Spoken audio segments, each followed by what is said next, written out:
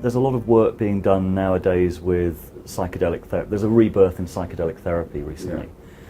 And in the UK in particular, that is being run by Robin Carhart-Harris and mostly psilocybin. Why would psilocybin work for, and they're using it often to treat depression, why would psilocybin work for depression? Well, so a primary question is, why are we even looking at psychedelics? So we're looking at psychedelics for two reasons. One is that, as I mentioned earlier, mental illness is burgeoning in the society. Anxiety is the fastest growing diagnosis on both sides of the Atlantic. And more people are depressed. And some of the reasons are mentioned in Johann Hari's book, Lost Connections, where he talks about just the loss of human communion, which is not the only, but certainly a major factor. So for social reasons, mental illness or mental discomfort is rising. Number one. Number two, there's the largely complete failure of the Western medical system, in which I was trained and practiced, to deal with the crisis of mental health. We don't understand it. I could go into the many reasons we misunderstand mental illness, but fundamentally we're in denial about the unity of the human soul and the mind and the body, and we're in denial about the social nature of human beings. We look upon mental illness as biological problems. So people are looking for solutions outside the mainstream, as they have to, because within the mainstream the responses and the preventions are so inadequate. Now, psychedelics, psilocybin specifically, but not exclusively, get to a part of ourselves that usually we're not in access of. So they get to the unconscious part while we're conscious. So we get to experience our unconscious while conscious. And we can see what's in there. Now, why on the physiological level the psychedelics do that, I have to keep looking it up. I'm not keeping in my head the particular neuroscience and brain physiology that's involved. But clearly parts of the brain are being activated that are usually are shut down or we have no access to. And so psilocybin has been used in two ways. It's been used as single, fairly large dose experiences. And through those experiences, people get in touch with parts of themselves they usually have no access to. For example, they might have a deep spiritual experience, a deep experience of unity, a deep experience of their true self, part of their real self that usually are shut down from their daily experience. Well, that could be tremendously healing. What if I no longer saw myself as an isolated little ant crawling around for survival in this huge ant heap, but as a meaningful and genuine part of a larger whole, and that unity is unshakable, no matter what happens to me and no matter what I feel at a particular moment? What if I could be conscious of that unity? It gives you a totally different experience of life. So, along with the other psychedelics, psilocybin can do that. And what's striking is that it doesn't matter what the psychedelic experience, when people describe their experience of unity, it's all the same language. And it's all the same language if people get there without psychedelics. So either everybody's hallucinating and everybody's crazy, or they're having some genuine experience of something that's deeper than our usual consciousness can permit. And that's what happens, I believe, with psilocybin. Then people also use it, and this is still experimental, on a microdose level, where people are not using it to have this deep experience. In fact, they might have an amount that doesn't even give them an altered consciousness in the short term, but over a couple of weeks, microdosing, where they might use for 2 or 3 days and then not use for a few days, but in a small, barely perceptible dose, it alters their brain physiology in such a way that they're no longer addicted. In which case, they're using it like an antidepressant. The difference is they don't have to use it every day. They use small quantities, and they don't have side effects, and I've taken antidepressants, I'm not against them, but they do come with side effects sometimes. And what are the risks of this kind of therapy? Well, the risk is really only that if people have experiences they can't handle and leaves them unmoored. So these experiences, these plants traditionally, and the mushrooms have been used traditionally by native peoples. Ayahuasca has been used traditionally by native peoples. Iboga has been used traditionally by native peoples in Africa and Latin America and North America, peyote and so on. But there's always in a context, always under the guidance of very experienced elders who've been through their own experience. Now in our world, we tend to be kind of anarchistic and individualistic. Sometimes people might use these substances who are not ready for it, who have not been prepared for it, and it might release emotions and visions in them that they don't know how to integrate and how to handle. So I've seen a few people lose it as a result of psychedelic experiences. I've not seen personally, I know of some, but I've not seen any tragic outcomes, but I've seen some difficult outcomes. So the risk is using it when you're not prepared and not under appropriate guidance. Now, some of these substances should also not be used with certain people with various mental health conditions. For example, if you have a history of mania, you better not use ayahuasca, I don't think, because it can trigger your mania, or LSD for that matter, unless you're working with somebody who's very confident and can be with you over time and integrate and hold whatever happens to you. So again, it depends on context, but there are certain contraindications. Because obviously there was a huge enthusiasm for these substances in the 50s and 60s. There was a lot of really amazing and very promising work going on, and then the entire field was shut down. What do you think are the lessons that can be learned from that to avoid something like that happening again? So in the 50s and the 60s, two kinds of work occurred with the psychedelics. The first work, which preceded the second, was very responsible, scientific research work. And some very important work was done with LSD, for example, in Canada and in North America and perhaps elsewhere, where they found some very positive results in its impact on mental illness. That was scientific work, very rigorous. It may have had its flaws, but the intentions were purely to advance science and human health. That then got coupled in the 60s with the cultural explosion of psychedelics, with the anti-Vietnam War movement, the whole alienation between generations that became very apparent in the 60s, the whole mistrust of tradition and elder guidance, not to mention the massively experienced need to escape from the rigidity of the mainstream culture. A lot of young people got involved in using psychedelics, not traditionally, not under guidance, and certainly not under any kind of scientific inspiration. So a lot of people used it, and there was a lot of negative experiences. There were people who soared off the top of buildings under the impact of LSD, thinking they could fly, and of course, finding out that they couldn't really fly. Some people went insane using these psychedelics, again, because they weren't using it in the right context for the right indications with the right guidance. The mainstream ideologues and politicians and scientific figures who were suspicious of psychedelics in the first place and who didn't like things happening that didn't occur under their control in the first place, then either they were inspired by these missteps or used them as an excuse to clamp down on the whole field of psychedelic research.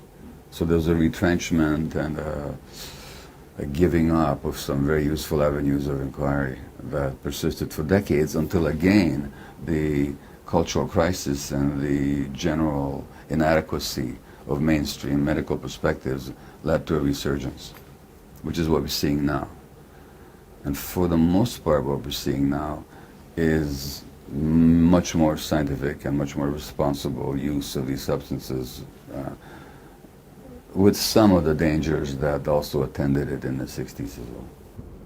And one of the other, the fact that they're becoming much more mainstream, or one of the other areas of concern I know for some in the psychedelic community, is that we now have corporate interest. We've got companies coming in that are monetizing this. Are you concerned about that? Well, it's just the reality of the fact that any economic system, it's the economically dominant ones that will derive the profits from almost anything that's popular. That's just how it works. So cannabis is being legalized in Canada now.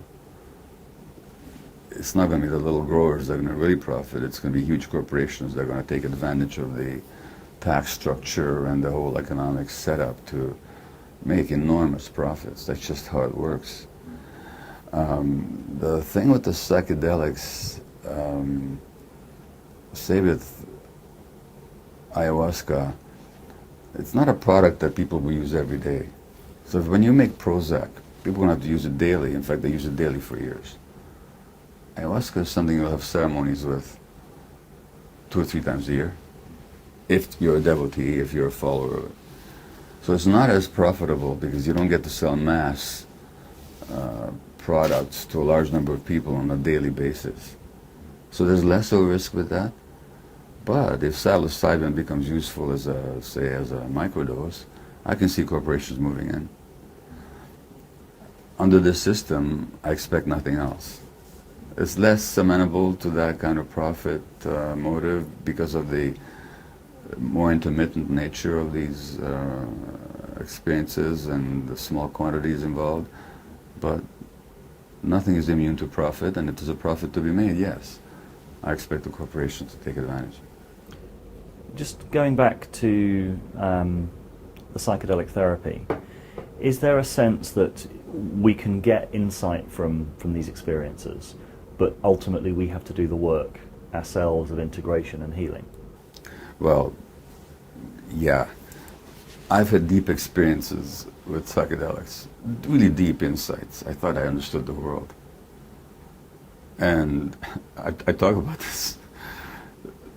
Maybe 10 years ago, I led a retreat with ayahuasca. And under the impact of the plant, I was really a guru. I mean, I was really right on. I was, insightful and compassionate, and I could see through people's stuff, and I could guide them to reality. And I thought, okay, hey, I've made it, folks. Then I arrive home, and my wife just picks him up at the train station, and she just had a haircut that I was totally upset by. All of a sudden, life wasn't worth living because of this haircut that my wife had. So this is how enlightened I got, That's all of a sudden, I look at my partner, and I don't like what I see, and all of a sudden, I get all discombobulated. And that's my particular neurosis. But that ayahuasca experience and all the insights I had did not liberate me from my neurosis, or having to have my woman looking a certain way. That's how dependent I still was. So the greatest insights and experiences lead you nowhere unless you integrate them. And as you say, that integration takes work.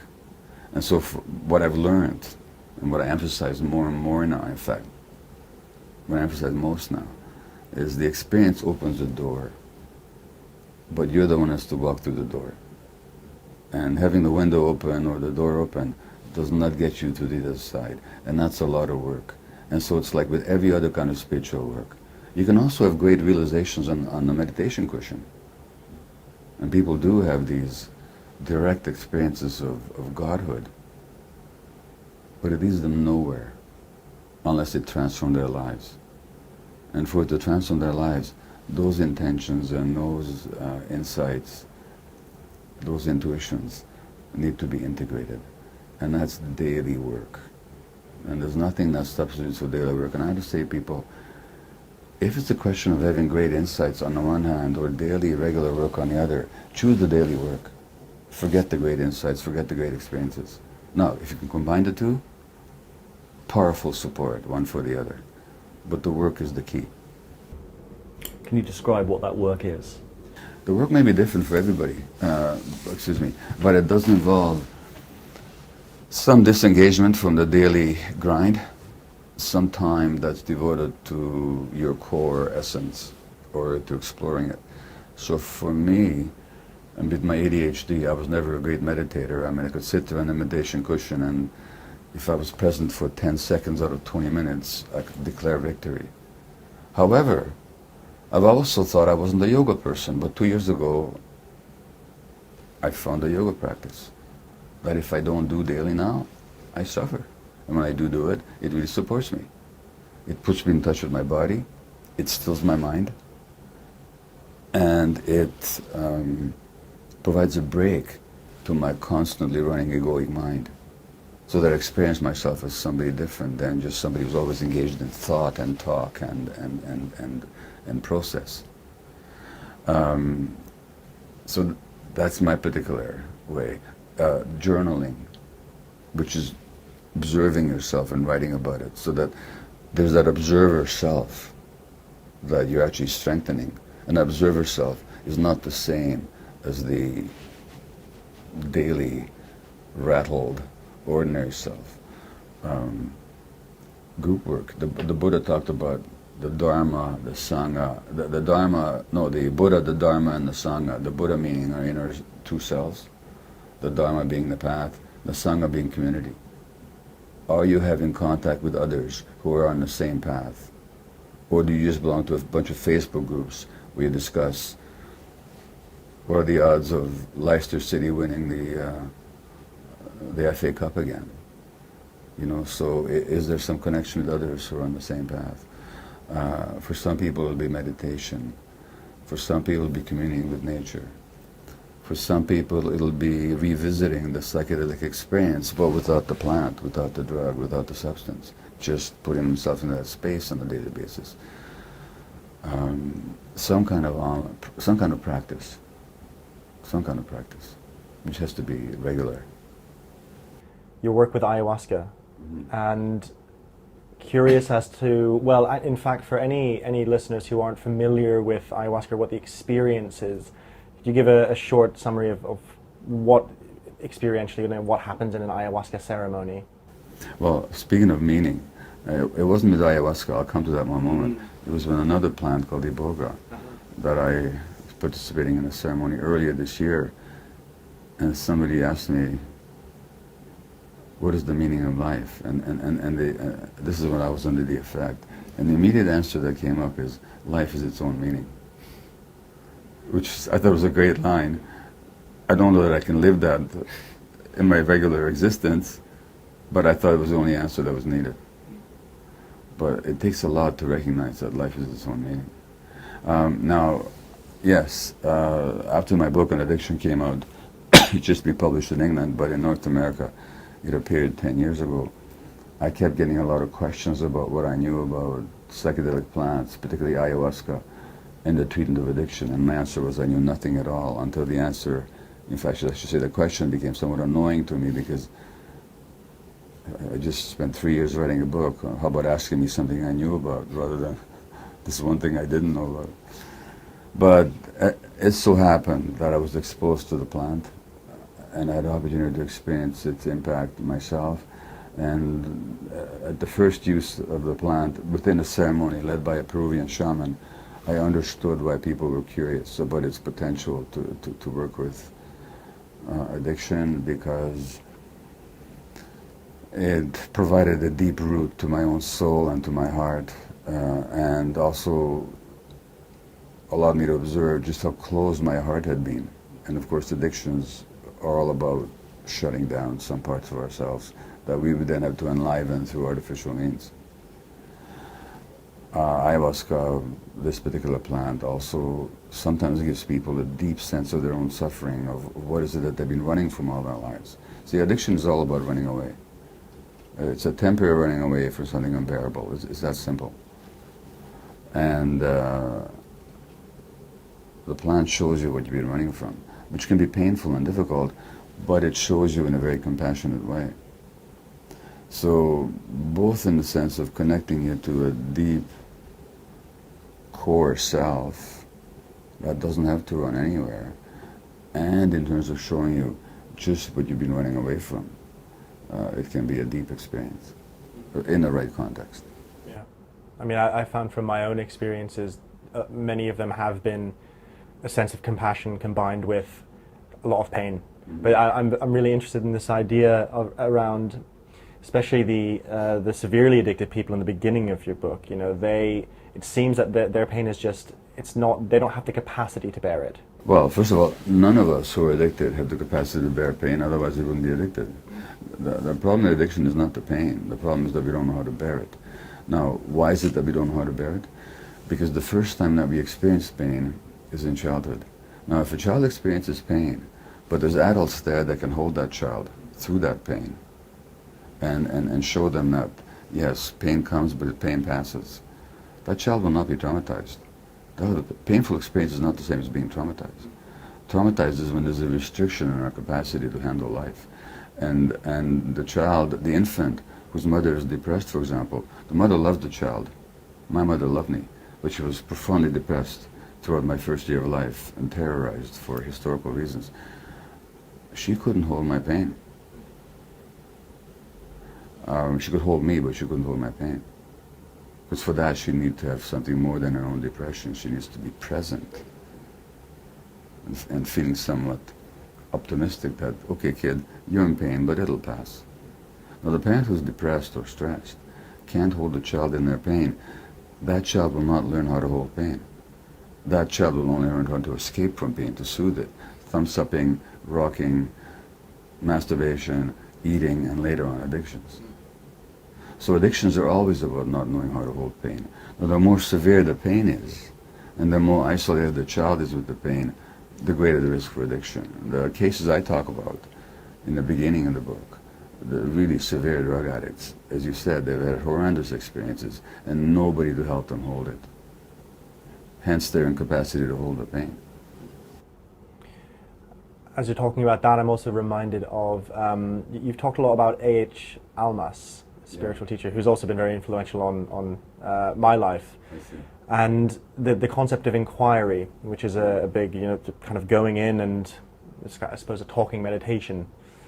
You've mentioned that ayahuasca is, you see it as a process of inquiry as well. And that strikes me in some way, because to be able to inquire into, for example, our pain or whatever it is, comes with a sense of, like, implicit is a sense that I don't know. And there's a kind of... Not only there's an implicit sense that I don't know, but there's also I'm willing to find out. And there's also somebody there who's willing to find out.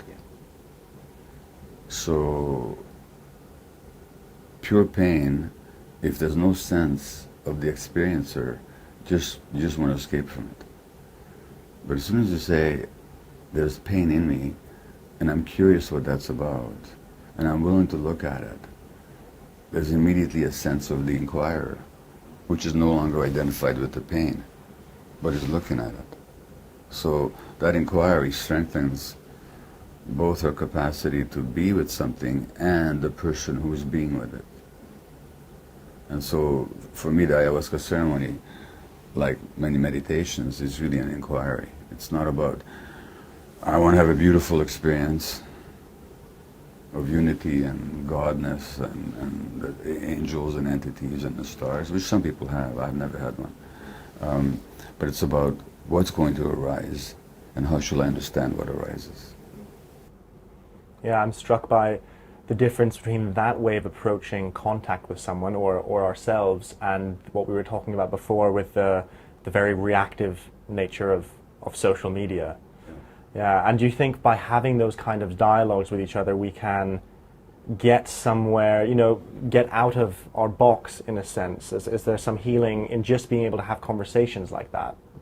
Well, so in the context of the ayahuasca ceremony, at least the way I work with them, there is contact before the ceremony. People share our purpose, people indicate why they're there, what they're looking for. We help them identify their intention.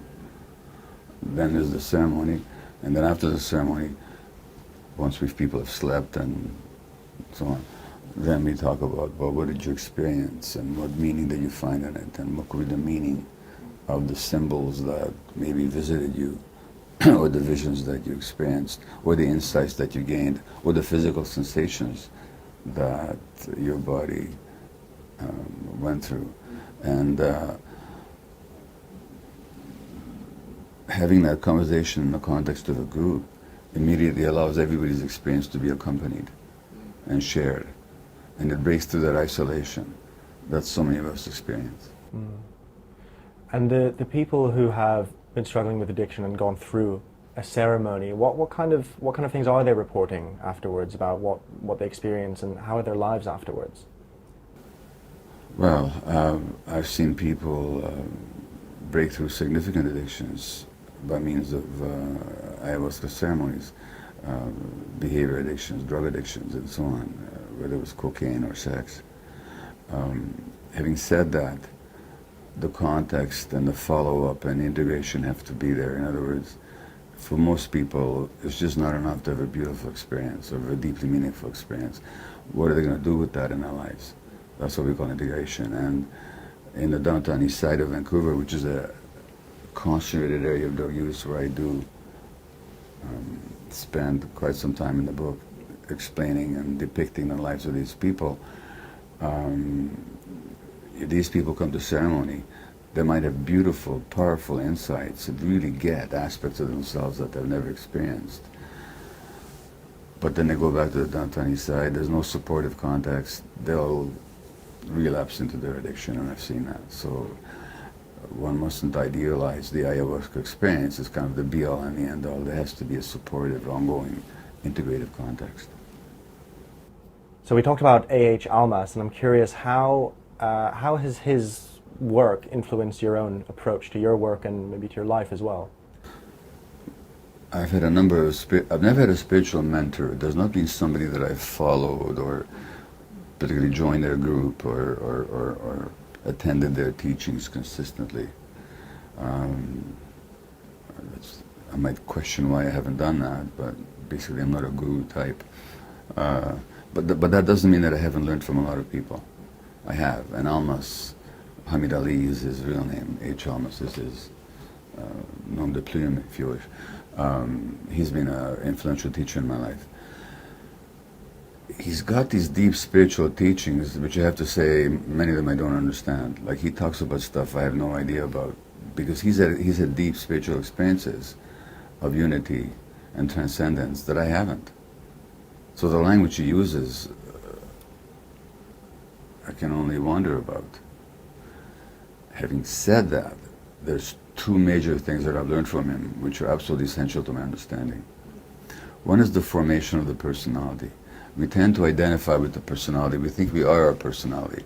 Almaas points out, through a combination of Western psychology and Eastern spiritual thought, that the personality is really a false construct. That the personality really is a defense against loss, a defense against pain. And so much of what we think of ourselves is actually a defensive structure. And we mustn't take it to be a reality. And that underneath that false personality, that defensive personality, there's a core self. And that core self can recognize the falseness of the personality and can transcend it. And he provides ways of working it through. And so he's very sophisticated in explaining with a almost unparalleled combination of Western psychology and Eastern spiritual experience, the arising of the false personality and the kind of world that the false personality creates and how it keeps us trapped, and at the same time how the personality does point to the truth in us, because the things that the personality wants are real enough, just like what the addiction wants is real enough. When I ask people, what does the addiction give you, and they'll say comfort, peace of mind, connection with others, a sense of control, power. Well, those things are genuine qualities that people not only want, they actually have. But because of the first personality, false personality, we lost contact with them. So just as addiction points to the real human being, so does the personality. And Almaas shows some ways of working with that. And then again, he does talk about essence, which is the true nature of all of us, that underlies all our dysfunctions and all our misdirections. So in those senses, and then his inquiry has been very inspiring to me. So those are the main things I've learned from him. Again, when he, I don't say wanders, when he finds himself in more rarefied spiritual realms, I don't follow him there. I just haven't done that work, I haven't had that experience. But I do believe him, that he's talking about genuine human experience and his own experience. Yeah. The concept of essence and the false personality is one of the most useful concepts for me from Almaas as well. Yeah. And I'm curious if there was any sense when you were working, especially down in I'm going to ask the question again. What was it? It's in the downtown east side, downtown east side. Sorry. Vancouver, yeah. So I'm very curious. You know, this sense of essence for me from Almas is very very real, and I've experienced that in myself and seen it in others. And I'm just wondering if downtown east side in Vancouver, working with the people you were working with, whether there were moments where you could kind of see an essence in them. I could see it a lot of the time. The tragedy is that the people themselves don't see it. They don't see their own essence. They're identified with their personality. They're identified with their drives and with their dysfunctions, with their desperation. That's what they're identified with. And of course, society, for the most part, mirrors back to them the negative sense of self. And essence, as Almas, I think, points out, needs to be seen in order to develop. But I've had more than a few glimpses of it. There's that tragedy between when you look at somebody's essence and who they really are, and then a level on which they function because they got cut off from their essence, or at least their connection with essence, long, long time ago. Dr. Gabor Mate, thank you very much. Oh, my great pleasure. Thank you.